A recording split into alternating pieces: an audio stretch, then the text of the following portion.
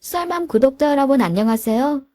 저는 첫 번째 남편을 먼저 떠나보내고 두 번째인 지금의 남편과 알콩달콩 살고 있는 여자입니다. 전 남편이 암으로 갑자기 세상을 떠났을 때 저는 정말 뭘 어떻게 해야 할지 모를 만큼 공허했어요. 그토록 열정적이었던 일도 손에 잡히지 않았고 밥을 먹는 것도 잠을 자는 것도 제대로 할 수가 없었네요. 당시에 전 그저 태엽 달린 장난감처럼 몸에 익은 행동을 반복하는 로봇이나 마찬가지였습니다. 그런 저를 구해준 것이 지금의 남편이에요. 거래처 담당자로 처음 만났던 남편은 제 안색을 보고 단번에 뭔가 잘못되었다는 것을 깨달았습니다. 나중에 얘기를 들어보니 그때 제 안색이 어디 잘못돼도 이상하지 않을 것 같았다고 하더라고요. 그때부터 남편은 거래고 뭐고 다 뒷전으로 밀어버리고 저를 돌봐주었어요. 사실 지금 생각하면 좀 웃기는 일이었어요. 영업하겠다고 와놓고선 일 얘기는 하나도 하지 않았거든요. 그래놓고는 매일 아침 저녁으로 전화해서 잘 일어났냐, 밥은 잘 먹었냐, 집에는 잘 들어갔냐, 그런 일상적인 것들을 시시콜콜 물었습니다. 저는 또 왜 그걸 당연하다는 듯 다 대답해줬는지 모르겠어요. 지금은 그때 남편이 때마다 전화해서 안부를 물어준 덕분에 힘든 시간을 이겨낼 수 있었다는 걸 알지만 당시엔 그저 이 사람이 왜 자꾸 전화하지? 라고만 생각했거든요. 남편의 지극정성 덕분에 저는 다시 마음을 추스릴 수 있었습니다. 그러자 곧 남편이 제게 얼마나 대단한 정성을 쏟아부었는지가 보이더라고요. 솔직히 자기 부모님께도 하루에 3번, 아침, 점심, 저녁으로 전화하는 사람이 많지 않은데 별로 친하지도 않은 거래처 사람을 안색이 안 좋다는 이유로 매일 그렇게 전화해서 확인한다는 게 쉬운 일은 아니잖아요. 무엇보다 남편의 목소리에는 걱정이 가득한 게 느껴졌습니다. 그렇게 저는 다시 새로운 사람을 받아들일 준비가 되었고 모두의 축복 속에서 지금의 남편과 재혼하게 되었어요. 여기까지가 제 결혼 스토리예요. 이것만 들으면 지금까지 내내 남편의 극진한 사랑을 받으며 행복하게 살았을 것 같지만 그렇지는 않았습니다. 결혼하고 보니 남편이 꽤 무뚝뚝한 사람이더라고요. 기분이 좋을 때도 나쁠 때도 내색하는 법이 거의 없고 사랑한다는 말은 프로포즈 할 때 딱 한 번 들었을 정도예요. 하지만 남편은 지금도 저를 진심으로 걱정하고 늘 지지해주는데 그게 저에게는 정말 큰 힘이 되고 있네요. 뭐 어쨌든 결론은 남편과는 아무 문제도 없는 상태입니다. 아직 아이가 없는 게 좀 흠이긴 하지만 노력하고 있으니 차차 좋은 소식이 들리겠죠. 제가 오늘 여러분들께 드리고 싶은 이야기는 바로 시댁 이야기입니다. 워낙 말수도 적고 무뚝뚝한 사람이라 시댁이 상견례까지 했는데도 저는 시댁이 어떤 집인지 거의 몰랐어요. 그런데 막상 결혼하고 보니 시부모님이 어마어마한 부자시더라고요. 서울에 빌딩도 몇 채 있고 주식도 몇십억 단위로 보유한 그야말로 갑부였습니다. 나중에 남편 이야기를 들어보니 무슨 사업을 하시거나 한 건 아니었대요. 시어머니는 평범한 공무원이셨고 시아버지는 회사를 다니셨다는데 그런 쪽에 재주가 있으셨던 건지 직장 생활하면서 투자한 것들이 족족 성공해서 그렇게 큰 돈을 버셨다는 것이었습니다. 그래서 그런지 두 분은 그렇게 돈이 많은데도 잘난치 않은 법이 전혀 없으셨어요. 그래서 상견례 자리에서 시아버지가 은퇴하고 소일거리나 하며 살고 있습니다. 라고 하셨겠죠. 성격도 모난 데 없이 좋은 분들이신데다가 재산도 많으니 여유도 많으셨어요. 그래서 제가 재혼인데도 특별히 그 점을 문제 삼으신 적도 없었고 오히려 안타까운 일을 겪었다며 절 걱정해 주시기까지 했네요. 결혼하고 나서도 두 분은 제게 뭔가를 바라는 일이 거의 없으셨어요. 그저 며느리로서 예의만 잘 지키면 다른 건 그때그때 상황에 따라 하면 되는 거라며 절 보듬어 주셨죠. 그런데 왜 또라이 보존의 법칙이라는 우스갯소리가 있잖아요. 어디 가든 또라이는 반드시 있다. 주변에 봤을 때 또라이가 아무도 없으면 네가 또라이라고 하던데 저희 시댁이 딱 그 짝이었습니다. 시부모님은 인품 좋고 여유로우시고 남편은 무뚝뚝하지만 언제나 절 위해주는 사람이었어요. 그 밑으로 있는 두 도련님도 의사 약사하면서 변호사 동서들을 만나 다들 잘 살았죠. 아무리 봐도 또라이는 없고 그저 누구나 꿈에 그리던 그런 시댁을 만난 줄 알았습니다. 그런데 그게 아니었어요. 그날은 명절이 되어 식구들 모두 시댁에 모이게 된 날이었습니다. 기독교 집안이라 제사나 차례 같은 게 없어서 사실 별 부담은 없었어요. 그저 명절이니 가족들끼리 모여서 함께 음식 먹으며 담소를 나누는 게 전부였죠.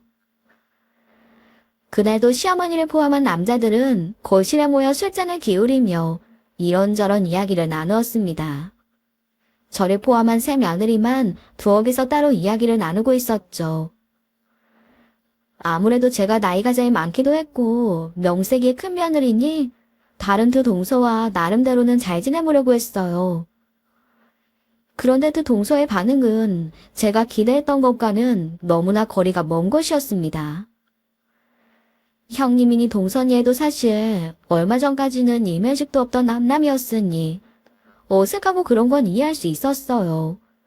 저도 나이가 좀 많다 뿐이지 다른 두 동서가 어려웠던 건 마찬가지였으니까요. 하지만 동서들이 제게 드러내는 감정은 단순히 어렵고 어색한 느낌이 아니었습니다. 노골적으로 저를 배척하고 밀어내려는 게 보이더군요. 어렵사리 말을 걸어도 무시하기 일쑤였고 자기들끼리 저를 가리키며 쑥덕거리는 일도 있었네요.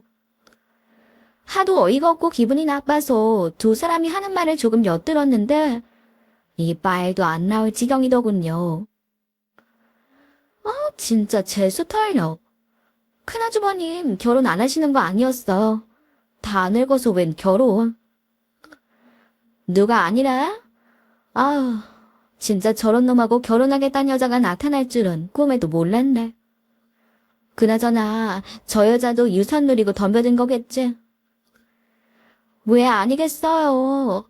말은 큰아주버님 사랑해서 결혼했다고 하는데 그걸 어떻게 고지것대로 믿겠어요. 인물도 못났고 직업도 그냥 영업사원인데 뭘 보고 사랑이냐 어쩌니. 하여튼 저 나이 먹고도 돈 욕심은 못 버리나 봐요. 시댁 식구들은 순진해서 그런 건 모르니까 우리라도 정신 바짝 차려야 돼. 재산이 아무리 많아도 나누기 시작하면 몇 푼 되지도 않는다고. 동서하고 나하고 저 여자 꼭 밀어내야 돼. 두 동서가 시부모님의 재산 때문에 저를 배척한다는 걸 처음 알았을 땐 하도 어이가 없어서 웃음도 나오지 않았습니다. 물론 시부모님의 재산이 그냥 모른 채 하고 넘기기엔 너무 많기는 했어요. 하지만 그건 어디까지나 시부모님 재산이잖아요. 그걸 받을 생각을 하면서 미래를 계획한다는 건 말도 안 되는 일이었고 제가 하는 일도 벌이가 만만치 않아서 굳이 유산을 노릴 필요까지도 없었습니다. 무엇보다 두 동서도 돈을 잘 벌었어요. 우연인지 필연인지 두 사람 다 같은 대학 로스쿨을 나와 같은 로펌에서 일하는 변호사였습니다. 물론 변호사라고 모두 다 큰 돈을 버는 건 아니죠. 사실 다달이 버는 액수로만 치면 사업에 비할 바는 아닙니다. 하지만 어쨌든 두 사람 다 잘 버는 편이긴 했고 돈 걱정을 할 처지는 아니었거든요. 그런 동서들이 다른 것도 아니고 시부모님의 재산을 나누기 싫다는 이유로 저를 배척한다는 게 좀 어이없고 한심해 보였어요. 열심히 벌어서 남 도와줄 생각은 못하고 유산이나 노리고 있다니. 두 동서들의 행동은 인격자이신 두 시부모님과는 전혀 어울리지 않았죠. 하지만 그건 그거고 제가 동서들과 친하게 지내는 건 다른 문제였어요. 괜히 나서서 입 바른 소리 하고 싶지도 않았고 어차피 명절 때 아니면 마주칠 일도 별로 없었으니 그냥 못 보고 못 들은 채 하자 싶었습니다. 아직 손에 떨어지지도 않은 유산 때문에 이러쿵저러쿵 떠드는 두 사람이 제 성격엔 너무 못마땅했지만 그냥 그러려냐고 넘어갔어요. 하지만 아무리 못 들은 채 그냥 넘어가려고 해도 정도라는 게 있잖아요.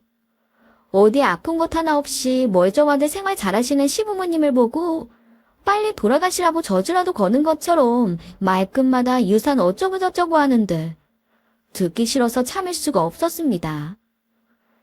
그래서 결국 하루는 나를 잡아 둘째 동서를 불러 한마디 했지요. 동서, 내가 어지간하면 그냥 넘어가려고 했는데 도저히 안 될 것 같네. 아무리 시부모님이 잘해주셔도 선은 지켜야 하는 거 아니야? 어떻게 동서는 시댁 올 때마다 입만 열면 유산 타령이야. 이대로 뒀다간 나중엔 시부모님 면전에서까지 유산 얘기하겠어. 나도 사람인데 동서가 유산 생각하는 거 뭐라고 하는 거 아니야. 하지만 선이라는 게 있잖아. 나름대로는 좋게 타이를 생각으로 꺼낸 말이었는데 동서는 굉장히 날카롭게 반응하더군요. 설마 지금 저한테 형님 행세하시려는 거예요? 그 학벌에. 학벌? 여기서 학벌이 왜 나와? 형님, 저 땡땡대 법학과 나왔어요. 거길 로스쿨 졸업해서 변호사 하고 있고요. 그리고 막내 동서도 마찬가지예요. 근데 형님은 뭐예요? 기껏 하는 일이라는 게 코딱지만한 회사 간신히 굴리는 거잖아요. 배웠어도 제가 더 많이 배웠고 경우를 알아도 제가 더 많이 알아요. 형님이 저한테 이런 말씀하시는 거 솔직히 좀 웃기네요. 못하는 노릇을 하려면 상대를 봐가면서 해야 되는 거 아닌가요? 형님이 저희한테요. 참나, 조제를 좀 아세요. 저는 살면서 아무리 싸가지가 없어도 저렇게 면전에 대고 조제를 알라고 얘기하는 사람은 처음 봤어요. 저도 작지만 회사를 운영하니 젊은 신입사원들을 뽑는 경우가 많은데 흔히 MZ라고 하는 친구들도 저렇게 얘기하진 않거든요. 세월이 흐르고 시대가 변해도 사람이 경우라는 게 있고 지켜야 할 도리라는 게 있는 건데 두 동서들에겐 그런 게 없었어요. 그 사람들 눈엔 그저 돈 되는 사람과 안 되는 사람만 있을 뿐이더군요. 어느 순간 두 동서가 그런 사람들이라는 걸 알고 났더니 정말 깔끔하게 포기하게 됐습니다. 똥이 무서워서 피하는 건 아니잖아요? 괜히 그런 똥 같은 인간들과 얽혀봤자 저만 더러워질 것 같아서 아예 상종 자체를 안 하고 그냥 없는 사람처럼 모른 채 지내게 되었죠. 그런데 역시나 한 군데서 그런 문제를 일으키는 사람이 다른 곳에서 문제를 안 일으킬 수가 없나 보더군요. 어느 날 집에 돌아온 남편이 두 동서에 관해 두 도련님들이 고민이 많다는 이야기를 했습니다. 정말 재수씨들 왜 그러는지 모르겠어. 왜? 무슨 일 있어? 내가 당신이랑 결혼하고 난 뒤부터 날이면 날마다 어머니 아버지 재산 얘기를 처음엔 그냥 하는 소린가 보다 하고 넘겼는데 나중엔 2분의 1로 나눌 거 3분의 1로 나누면 확 줄어드는 거 아니냐고 노골적으로 그러더라는 거야. 동생들이 듣기 싫어 죽겠다고 난리야. 자기들한테야 남의 부모지만 우리 형제한텐 세상에 두이도 없는 부모님이신데 어떻게 그 앞에서 유산이니 뭐니 곧 돌아가실 사람들처럼 얘기할 수가 있지? 도련님들이 그렇게 얘기할 정도야? 나한테 그렇게 얘기할 정도면 실제로는 그보다 훨씬 더 심하겠지. 아니, 그런 말은 해봤자 자기들 손해라는 걸 모르나. 둘 다 직업도 변호사면서 왜들 그렇게 생각이 짧은지 원. 당신이 따로 불러서 좀 타일러보면 안 돼? 내가 왜 안 해봤겠어. 벌써 몇 번 얘기해봤는데 씨알도 안 먹혀. 아니, 그냥 안 먹히는 정도가 아니라 나보고 코딱지만한 사업이나 하는 주제 변호사들한테 형님 행세하려고 한다면서 핀잔까지 주더라. 내가 진짜 어이가 없어서. 뭐? 재수 씨들이 그런 소리를 써? 안 되겠네. 내가 한마디 해야지 원. 내버려둬. 사업하면서 사람 한두 명 만나본 것도 아니고 자기 남편 앞에서 남편 부모님 재산 얘기하는 사람들이야. 어렸을 때부터 그런 생각이 박혔다는 건데 백날 얘기해봐야 안 먹혀. 사람이 뭐 말 몇 마디로 변하겠어? 하긴 그나저나 큰일이네. 이제껏 잘 살아왔고 유산 문제만 아니면 다툴 일도 없다는데 그거 하나가 딱 걸리네. 우리 안 보고 살면 그만이지만 도련님들은 좀 그렇겠네. 다들 아직까지는 두고 보자는 편이지만 언제 폭발할지 모르지. 두 사람 다 돈 잘 벌면서 왜 있는 사람들이 더 하는지 모르겠어. 남편의 말대로 두 도련님들은 아무리 낮게 쳐도 잘 사는 편이었습니다. 둘째 도련님은 내과 의사고 막내 도련님은 약사거든요. 같은 건물에서 1층은 약국, 3층은 병원을 하는데 위치도 주택단지고 환자도 많아서 돈을 잘 번다고 들은 바 있었어요. 거기다 두 동서 모두 제법 유명한 로펌의 변호사니 벌이가 접을 수가 없었죠. 그런데도 시부모님 재산을 그렇게 신경 쓴다는 게 도무지 이해가 되질 않았습니다. 차라리 그 시간에 벌어놓은 돈 굴릴 생각이나 하면 될 텐데. 하여튼 그렇게 두 동서의 돈 욕심 때문에 시댁 식구들 사이의 갈등의 골은 점점 더 깊어져만 가고 있었네요. 아무리 계기가 없어도 사람끼리 만나면 다툼이 벌어지기 일쑤인데 그렇게 대놓고 문제가 있는 상황이니 일이 생기지 않을 수가 없었죠. 시어머님은 시아버님이 은퇴하시기 전부터 교회 다니시며 봉사활동을 참 많이 하셨어요. 그런데 그 해에는 혼자 사시는 노인분들과 여러 어려운 분들을 위해서 김장을 하기로 하셨나 보더라고요. 그게 사건의 시작이었습니다. 보통은 교회 사람들이 한 곳에 모여 일을 하는데 그때는 김장 말고도 할 게 여러 가지 있었나 보더라고요. 시어머님은 그중 김장을 담당하셨던 거고요. 하루는 시어머니에게 전화가 와서 김장을 할 테니 주말에 와서 좀 거들라고 하셨어요. 저야 뭐 알겠다고 하고 그냥 그런가 보다 했었죠. 그런데 막상 주말에 시댁에 가보니 스케일이 장난이 아닌 겁니다. 마당에 절인 배추가 무려 100포기가 쌓여 있는데 보는 제가 다 숨이 턱 막힐 지경이더라고요. 음식 사업을 하는 제가 그럴 정도니 다른 두 동서들은 더 했겠죠. 하지만 그 반응이 그저 놀라고 불편한 정도가 아니었습니다. 물론 식구들 있는 앞에서는 안 그런 척 내숭을 떨었어요. 하지만 시어머님이 잠시 자리를 비우고 다른 식구들까지 자리를 비우자 본색을 드러내기 시작했습니다. 진짜 황당해서 웃음밖에 안 나오네. 100포기. 요즘 누가 이렇게 김치를 먹어. 그러게 말이에요. 김치 먹고 싶으면 마트에 가서 사 먹으면 되지. 무슨 김장을 100포기씩이나. 그리고 이걸 왜 저희가 해요? 저 집에서도 김치 안 담그는 거 형님도 하시잖아요. 나도 김치는 사서 먹어. 진짜 어이가 없네. 이거 혹시 어머님이 우리 먹이려고 이러시는 거 아니야? 어머님이요? 왜요? 저 뭐 잘못한 거 없는데요? 동서는 그 여자 집에 들어온 후로 재산 얘기 안 했어? 아니 설마 그것 때문에 이런다는 거예요? 제가 없는 얘기한 것도 아니잖아요. 재산이 갑자기 불어난 것도 아니고 나눌 사람이 하나 늘었는데 내 목 줄어드는 거 걱정하는 건 당연한 거 아니에요? 유산 문제 미리 확실히 안 해서 가족끼리 싸움 나는 거 형님도 많이 보시잖아요. 나야 잘 알지. 근데 그거 아니면 어머님이 우리한테 이러실 이유가 없잖아. 아무래도 내 생각엔 그 여자가 어머님한테 뭐라고 한 것 같아. 그렇지 않고서야 무슨 며느리 데려다가 식모처럼 부려먹을 이유가 없잖아.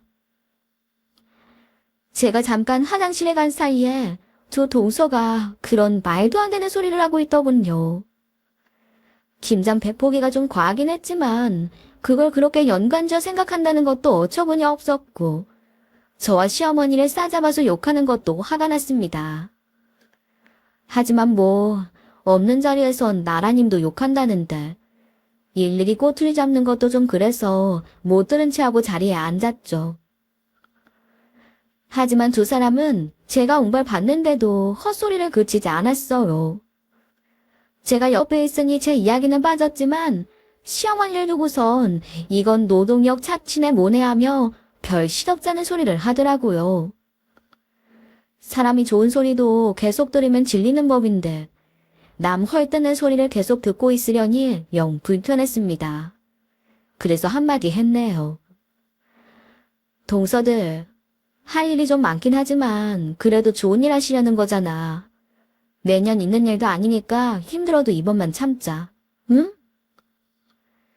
속에서는 당장 쌍욕을 한 바가지 퍼붓고 싶었지만 어떻게든 꼭 참고 제 나름대로 절제해서 두 동서를 타일렀습니다.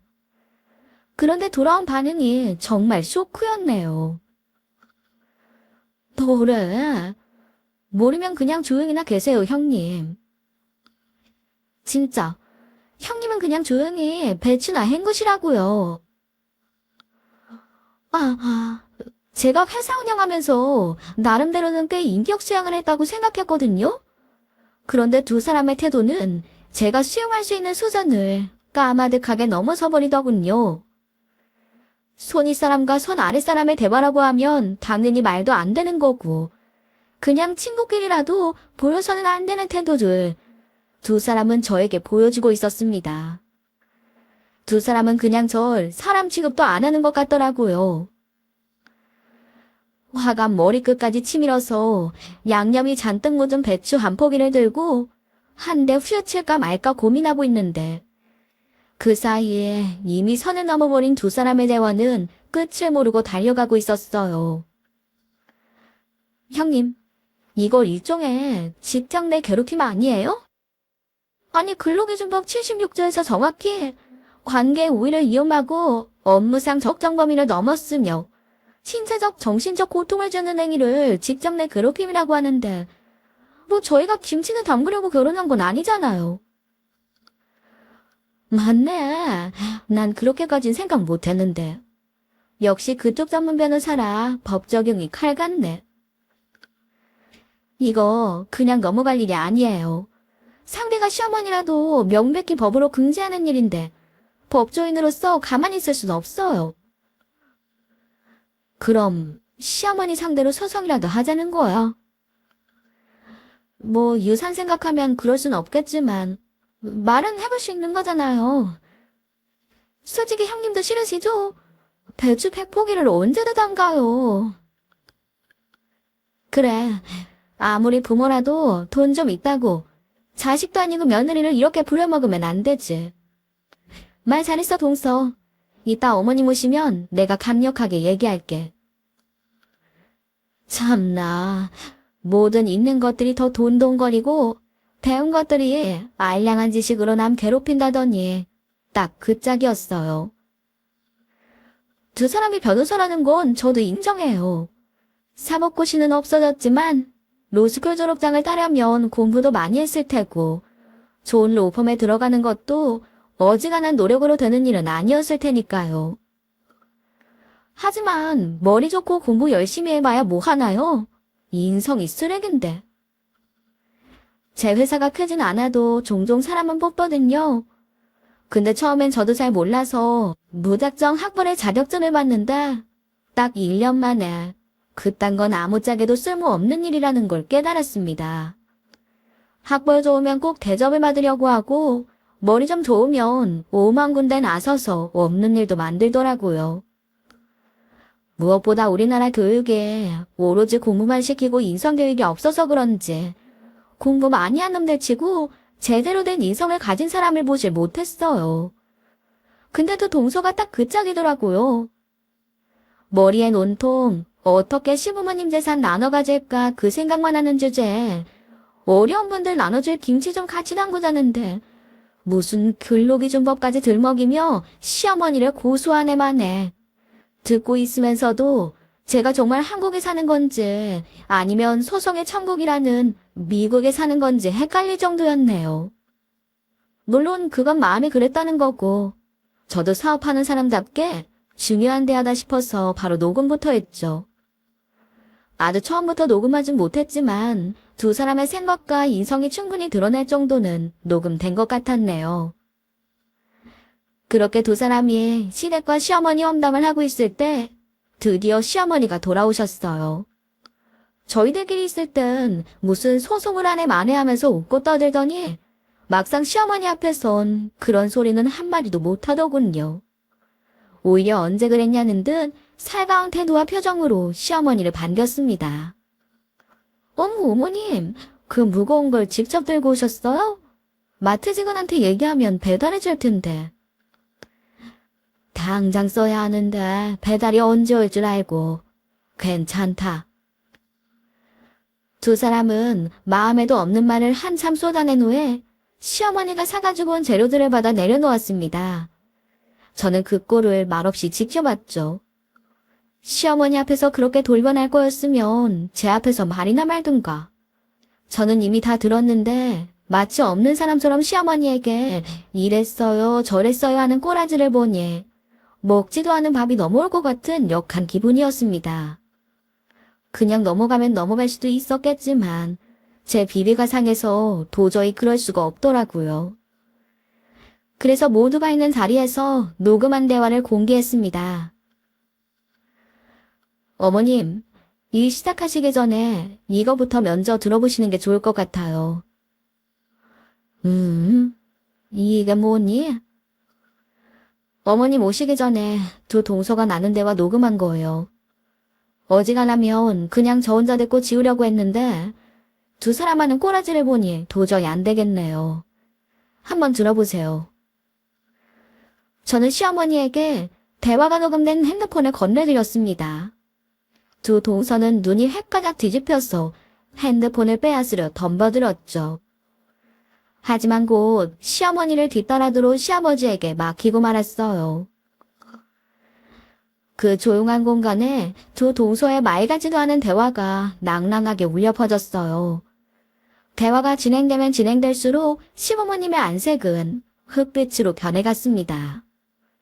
동서들은 어찌할 말을 모른 채 발만 동동 구르고 있었고요.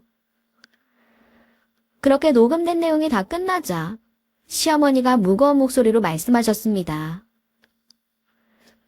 너희들 이런 생각으로 지금까지 우리 집에 왔던 거냐? 뭐 직장 내 괴롭힘, 근로기준법, 너희한테는 시댁이 직장이었니? 아니 어머님, 절대 그런 거 아니에요. 저희가 변호사잖아요. 요즘 직장 내 괴롭힘 문제로 소송건이 많아서 그냥 장난삼아 얘기해본 거예요. 저희 절대로 그런 생각 안 해요. 참나, 꼴의 변호사라고 이런 상황에서도 변명하니 해. 너희는 내가 바본 줄 알아? 그동안 너희가 우리 모르게 둘째랑 셋째한테 자꾸 우리 재산 물어본다는 건 알고 있었다. 그땐 어차피 죽을 때 싸가지고 갈 것도 아니고 언젠간 너희에게 갈 재산이니 궁금해할 수도 있겠구나 했어. 근데 너희 하는 꼴을 보니 처음부터 우리 재산을 노리고 결혼한 게 아닌가 싶구나. 예, 어머니, 그런 거 절대 아니에요. 동서들은 필사적으로 변명을 늘어놓았지만 시부모님의 안색은 풀어지지 않았습니다. 어찌나 충격을 받으셨는지 황망한 표정으로 말 한마디 못하시더군요. 그래서 이번에는 제가 나섰어요. 동서들, 사람이 공부 좀 잘하고 돈 좀 잘 벌면 다인 줄 알아? 인성이 잘 갖춰져야 사람이지. 근로기준법? 진짜 웃기지도 않네. 자기네만 똑똑한 줄 알지. 가만히 있어봐. 내가 진짜 사회생활을 알려줄게. 그리고는 곧바로 두 사람이 다니는 로펌의 대표에게 전화를 걸었습니다. 그리고는 다짜고짜 이야기했죠. 김 대표, 난데 거기에 김땡땡이랑 이 별별이라는 변호사 있지? 내가 보니까 그 두 사람 인성이 쓰레기더라. 내가 이때까지 사회생활하면서 한 번도 못 본 재활용도 안 되는 쓰레기더라고. 내가 김 대표 로펌 집어가지고 왈가왈부할 수는 없겠지만 김 대표도 나중에 봉근 안담하려면 걔들 오늘 당장 잘라. 김장 좀 한 거 가지고 지 시어머니한테 소송을 거내 만회하는 애들인데 김 대표한테는 안 그러겠어? 법 공부 어렵죠. 저 동서가 고생이 많았을 거라는 건 저도 잘 압니다. 왜 모르겠어요. 저도 한때는 법조인의 길을 걸으려고 로스쿨도 들어가고 다 했는데요. 다만 도중에 하고 싶은 일이 생겨서 사업을 시작하게 되었고 지금은 전국에 400개의 가맹점을 가진 프랜차이즈 사장이 된 것뿐이었죠. 두 동서가 다니는 로펌은 저희 회사가 주로 일을 맡기는 로펌이고 김 대표는 저와 로스쿨 동기였습니다. 그런데 동서들은 그런 사실을 전혀 몰랐던 것 같더라고요. 제가 굳이 먼저 나서서 얘기하지도 않았지만 머릿속이 온통 시부모 재산으로 가득 차 있는 것들이라 제 직업이나 배경 따위는 애초에 관심도 없었던 거였네요. 형님, 방금 누구랑 통화하신 거예요? 설마 진짜 저희 로펌 대표님이랑 통화하신 건 아니죠? 왜 아니야? 나랑 김 대표랑 로스쿨 동기인 거 몰랐어? 네, 형님이 로스쿨 다니셨다고요. 그래, 입으로만 형님 하면서 관심도 없었지? 내가 가맹점 400개짜리 프랜차이즈 사장이라는 것도 몰랐고. 네? 아니, 형님 회사가 그렇게 크다고요. 그래. 니들 다니는 로펌의 주 고객이 우리 회사야. 시부모 재산에만 관심 갖지 말고 그런데도 좀 관심 갖고 살아. 그러자 마치 둘이 짠 것처럼 두 동서가 갑자기 제게 뛰어들더니 바지가랑이를 붙들고 사정하기 시작했어요. 법조계가 좁다느니 이렇게 잘리면 다른 로펌도 못 간다느니 하면서 눈물바람으로 사정하기 시작하더군요. 하지만 저도 그 사정을 봐줄 수는 없었습니다. 제게는 갭난이 동서들보다 로스쿨 동기이자 사업 파트너인 김 대표가 더 중요했으니까요. 어쨌든 그날은 결국 그렇게 끝이 났어요. 김장은 그 자리에서 유야무야 됐고 놀란 시부모님은 저를 포함한 며느리들 모두를 집으로 돌려보내셨죠. 하지만 두 동서가 저지른 일의 후폭풍은 그때부터 시작이었어요. 인격자들답게 그 자리에선 아무 말씀도 안 하셨지만 시부모님도 화가 많이 나신 것 같았어요. 바로 다음 날 남편을 포함한 세 형제들을 시댁으로 불러들이셨죠. 나중에 남편 얘기를 들어보니 그 자리에서 제가 드렸던 녹음 파일을 다 같이 들었다고 하더라고요. 남편은 하도 어이가 없어서 가슴만 쳤지만 당사자인 두 도련님은 정말 눈이 돌아가 버렸다더라고요.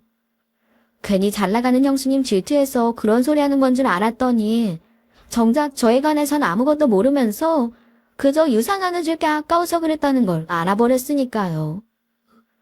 무엇보다 근로기준법 어쩌고 하면서 시어머니에게 소송을 거내 만회했던 부분이 컸나 보더라고요. 하긴 그건 제대로 된 자식이라면 그 꼭 화가 나지 않을 수 없는 대화였으니 당연하다면 당연한 일이었겠네요. 그 일로 인해 두 도련님은 결국 이혼 소송을 시작하게 되었습니다. 슝이 제 머리 못 깎는다고 하더니 변호사가 직업인 동서들도 이혼 소송을 따로 변호사를 구하더군요. 하지만 이미 로펌에서도 잘린 상태고 그쪽 대표인 김 대표가 손을 써둔 덕분에 재판은 수월하게 진행되는 것 같았어요. 애초에 녹음이라는 확실한 증거까지 있는 상황이라 어쩔 수 없었겠지만요. 그렇게도 동서는 저렴한 인성에 돈만 밝히는 태도로 인해 하루아침에 길거리에 나앉게 되었습니다. 의사 남편, 약사 남편과는 네 자료까지 물어주며 이혼하게 되었고 다니던 로펌에서는 잘렸죠. 무엇보다 그 둘이 저지른 만행이 이혼 재판 과정에서 낱낱이 드러나면서 그쪽 업계에 전부 퍼진 게 컸습니다. 제 시어머니한테 소송을 걸겠다는 변호사를 누가 데려다 쓰려고 하겠어요. 그게 다 자업자득이었죠. 그 모든 일이 일어난 후 언젠가 한번 두 사람이 저희 사무실에 찾아왔더군요. 형님, 정말 죄송해요. 저희가 그땐 돈에 눈이 멀어서 미쳤었나 봐요. 이젠 그런 생각 싹 다 버렸으니 제발 한 번만 용서해 주세요. 동서. 아니, 이젠 동서도 아니지. 이봐, 당신은 그런 생각 싹 다 버렸다고 하는데 내가 보기엔 아직 하나도 안 바뀌었어. 당신들이 사과해야 할 상대가 나야. 이럴 시간에 시부모님 찾아가서 사죄하고 도련님들 찾아가서 사죄해야 되는 건 아니야. 그분들께는 나중에 꼭 사과할게요. 제발 김 대표님께 전화 한 통만 해주세요.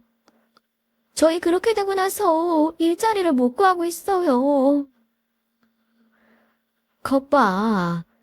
당신들은 결국 자기 살기 힘들어서 그러는 거지. 마음 다친 상대방 생각은 하나도 안 하잖아. 그런 사람들이 변호사를 하면 되겠어? 난 당신들 도와줄 생각 없으니까 돌아가. 거 험한 꼴 보기 전에. 여전히 두 사람은 정신을 못 차렸더군요. 사람은 참 쉽게 안 변하는 것 같아요. 두 동서가 지금이라도 정신 차리고 제대로 된 이성을 가졌으면 좋겠네요. 지금까지 제 이야기 들어주셔서 감사합니다. 그저 자신들이 세상에서 가장 잘난 줄 알고 남 무시하던 동서들이 처참하게 무너지니 제가 다 속이 시원하네요. 두 동서들을 보고 아마 우물한 개골이라고 한다죠? 세상 남에게 피해주지 말고 착하게 살아야 한다는 게 다 그런 거예요. 언제 어디서 누구를 만날지 모르니 미래의 본인을 위해서라도 개가천선하길 바라봅니다.